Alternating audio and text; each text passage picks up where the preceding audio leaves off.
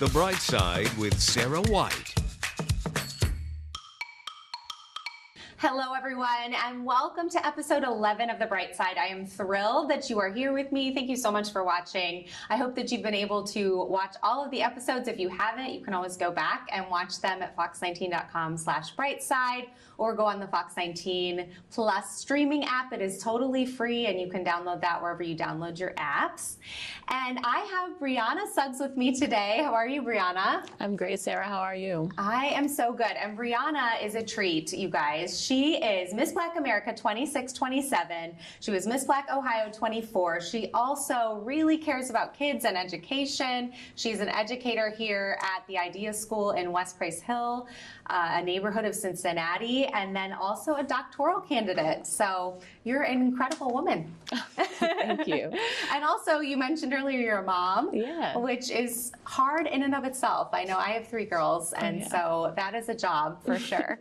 Yes. And so just doing all the things. And I want to just share with you guys what The Bright Side is all about. If you haven't watched an episode before, it's not about being unrealistically optimistic. It's just about having optimism and hope coming out of adversity, coming out of difficult things in our lives, and finding that bright side. Because if we don't find the bright side, we kind of stay in the struggle, right? Yeah. And we don't want to stay in the struggle. We want to appreciate the struggle. We want to know what we've come out of, but then we want to see the bright side. And so finding the hope is important. So we are here to just chat about that, chat about your life.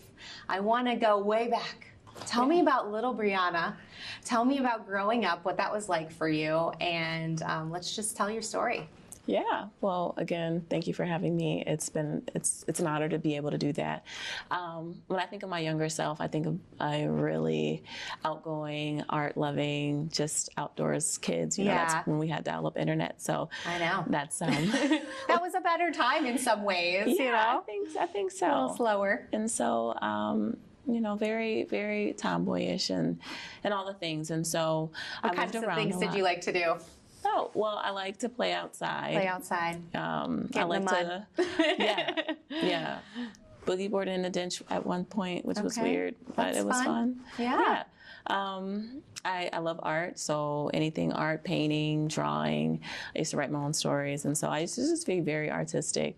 I also moved around a lot, and so I got to experience a lot of like different communities and things, and that's when I kind of started to recognize that education for me looked different depending on where I lived. And so I first had that recognition in the 6th grade, and I was like, wow, okay, noted, but you know, I'm still navigating life as a youth. You're still in 6th grade, and so probably not going to do much with it at that point. Right. So tell me, do you have sisters, brothers? What was your home, your family life like? Yeah, so I have half siblings. I have a few brothers and a sister on my dad's side. They live in Wisconsin, and I'm the only child of my mother, so I'm the oldest of all my siblings. The oldest. What's that like? It's very interesting. We're trailblazers, you know. Shout out to all the firstborn. All the firstborns. Yeah, I'm an only child, so I have a little bit of that. And then my oldest is she is like super headstrong. Okay, so 6th grade, you were kind of interested in education, but hadn't dove in. When did you really realize, like, education is the path I want to go on? I really want to learn more, be able to help kids. When did you realize that? Yeah, so school, I always loved school. School was somewhere I wanted to go every day. I love learning. I love reading. I love just being, I'm such an extrovert. I love being around people. And so school was like, you're speaking my language. That was like my life too. And it's so funny. You know, I have one kid that really likes school, but another one of mine is like, you liked going to school? You didn't want to miss school? I'm like, yeah, I loved it. Yeah. So being with my friends, like you said, extrovert too. Yeah. So that was a lot of, you know, growing up as the only child, I was like, that was where I wanted to be. And so my love of education really just always carried me. And so I worked in early childhood education for a few years before I was into college. And that also solidified my experience. Like, wow, I'm working with young minds. I'm realizing the impact. I'm learning about the impact of quality education, quality teachers, and just being able to be with youth in that way really kind of just inspired me to continue on. Yeah. So you said you worked in early childhood education before you went to college. How did you do that? Yeah. so I have family who had daycares, and so I used to volunteer there a lot, and just like having that experience, being able to just work with youth in that way. It was a lot at sometimes, but then I realized, like, oh, there's meaning behind this work, and so that's why I went into the University of Wisconsin, Milwaukee, with my bachelor's in educational leadership and education. Educational leadership. Into educational leadership and engagement, community engagement. Okay. And actually, I feel like you do that a lot here at the Idea School. Yeah. So I know we're jumping around a little bit, but that's okay. How have you been able to use that degree here at Idea School? Because you really are like engaging with the community in a lot of the work that you do. Yeah. So it's important for me to expose my youth to access, like, to different experiences. So community service is a big thing that I really want them to, one, be able to put on their high school, college transcripts. And so being able to, one, talk to local community members, being able to do that in pageantry as well is like, okay, this is now a lot of the engagement that I feel like is very important in networking to really help, advocate for a similar cause. Well, yeah, and you were able to do that. I mean, like you just said, it's like you did that within your schooling. You're able to have the students do that, and then you're doing that within pageantry. So you're able to kind of tie all of those loves together. Yeah. Yeah, that's really cool. Okay, so you went into college for education, and then you actually have a master's in social work, correct? Yes. So what made you want to go and get your master's in social work? So after I graduated, I did a research program when I was an undergrad, and my advisor, she was a social worker. And so I really liked the project that I was doing. It was around work about youth caregivers and just how that impact and that load impacts them. And so that really inspired me to go into social work. And I looked around for the top schools, and I came to University of Michigan for that degree. Amazing. And then you decided you were going to keep going to school and get your doctorate. It's really impressive. I only have a bachelor's degree, but which is also okay. Absolutely. Everybody has their own educational path. I'll say that to our audience. But I think it's incredible that you are continuing school, going for your doctorate. And so tell us a little bit about that. Yeah, that's been a journey for sure in itself. Definitely, when I think of like education, me pursuing my doctorate doesn't necessarily mean, I think people get that assumption like, oh, you're so smart. It doesn't mean that I'm the smartest person in the room. It means I have a lot of knowledge on this one thing. Yeah. And so, I always want to make sure I'm personable. And when I do bring that up, that's not something I always lead with, because, you can get different mixed opinions about perceptions. it. Yeah. And so for me, really, just being a young educator and wanting to do a lot of work, I feel like education was important for me because my experience does not, always match those leaders that I see and aspire to be. So I feel like and to be able to just keep learning, right? Absolutely, lifelong for sure. Yeah, it's important to keep learning, whether we are doing that in like a formal education setting or not. We always want to keep learning for sure. Yes. And so that's really important. Okay, so I want to go into the pageantry end of things because I think people will find that really, really interesting. What made you want to enter your first pageant? Yeah, so just deeply invested myself into education and to becoming a mom. I really poured myself into the youth, and I had a moment to where I was like, I want to try something for myself again. Yeah. I care about these girls that I'm around all the time, and so like, how about I try something that could be inspirational, but also reminds and grounds me back into myself. Yeah, and so that was my first, entry into pageantry. And I really try to reflect on like, when did this first come across me? Because I remember, but I can't remember exactly, but I was like, I was exposed to it right before I entered it. And so when I have that, I'll share that. But basically, I entered, and the experience was it reminded me of a lot of discipline. I practiced, I had to work on my diet, I had to do a lot of things. I was like, oh, it's a lot of self and character development here. Yeah, well, and I would love to hear about the experience more. So you entered the competition. Do you enter at a local level? Yeah. How does that work? Ideally, that you would go through your state pageant. Now, this is not the only way and the only means. So, but typically you would you would enter in your local state pageant, and then so on. You would go onto nationals. However, there have been women who won and they've entered in their first time. Shout out to Vaughn Gretchen. That was her experience. And so it doesn't necessarily always have to go in that means, but for me, that's the route I chose. That's the route you chose. And so I know that in a lot of pageants, there are a lot of different areas that you are competing in. Can you tell us like some of the areas that you competed in and what that experience was like for you? Yeah, so for the national pageant, we have a swimsuit competition, we have talent, we have projection where you ask a question, and then we have evening gown. Okay. And so, do you remember what question you were asked in your question? One of the questions I was asked was how do we bring difference among communities?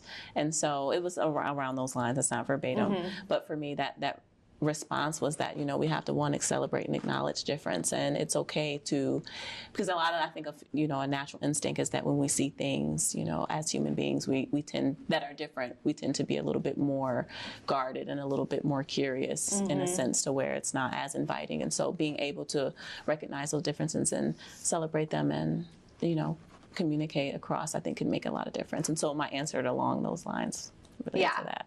So did you enjoy the whole pageant experience? Was it something like, was it what you thought it was going to be, and was it enjoyable? It was that and much more. Okay. In a positive sense? Absolutely. Yeah. And for me, I just was able to see so much camaraderie around the women, those who competed decades ago, just seeing, so much grace and so much age and so much just beauty within a space, and also resilience and a lot of tenacity, because we had to wear heels for a lot of the day in practice, and we were there for a week. And so I just really commended the women in the room, the sisterhood.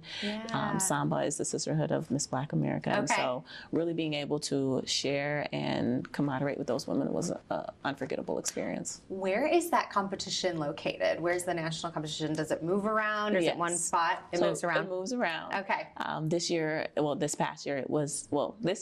in Delaware, New Jersey.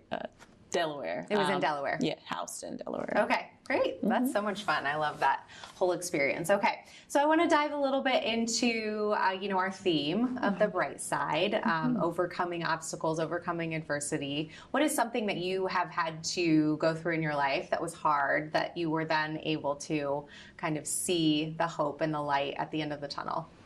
Yeah, well, as I mentioned previously, I grew up and I went to different schools. I was in different demographics. And so at one point I was the only Black girl in my classroom. Okay. And while, that didn't necessarily sit with me, it sat with other people sometimes, and they would bring that to me. And so I started to recognize my difference in my hair, my skin, and not having that representation in the media, not having that representation just of Black women that I had direct access to. I listened to music that my mom listened to and the movies and things. But as a young girl, I kind of questioned my own beauty.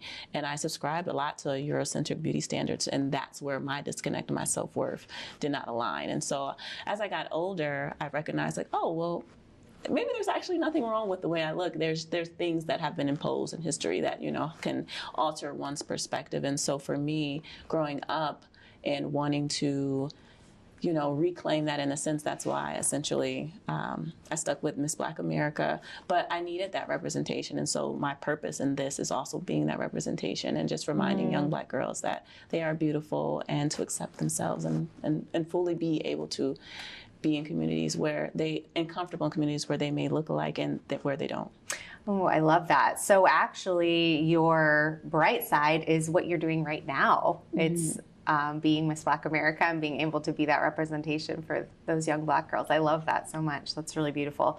And you kind of are reaching back to, little Brianna and saying like, hey, it's going to be okay. In fact, I love that. Let's go there. What would you say to little fourth grade Brianna, maybe just experiencing, not overwhelming difficulty, but just, regular life difficulty, those struggles, maybe that time where you were the only Black girl in your class? What would you say to that girl?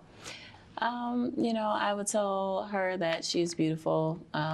You're very smart. And so continue to don't underestimate your abilities in your mind, and continue to push on, because sometimes people will doubt your own worth. ability. Your own worth, your own ability. You know, I think it's so easy to speak words of death over yourself when you're going through those hard moments too, and we have to speak to ourselves with words of life. And I think you bring up a great point. There is so much power in the tongue, and so just constant reaffirmations or encouraging those to repeat, you know, the beauty and the power and the positive things, because when you sit on that negative, it really does have more than an impact than just the word.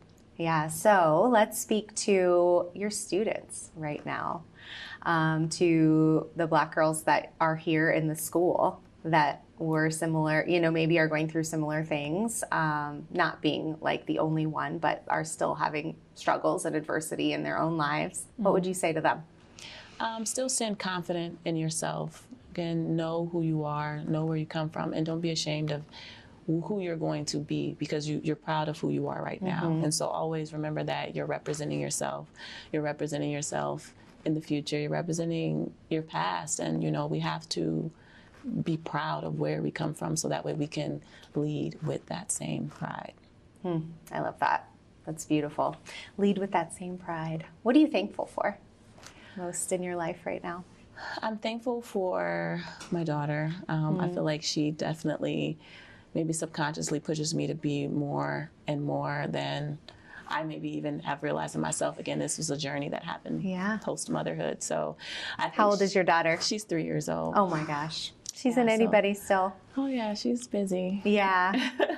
But I do think that she definitely reminds me to just go harder, because she will have someone to look up to. She will have that role model directly. And, you know, if I can inspire her, she told me, she said, "Mom, I want to be a doctor." And so if I can encourage that, you know, her dreams and her goals, they're very much possible through her own.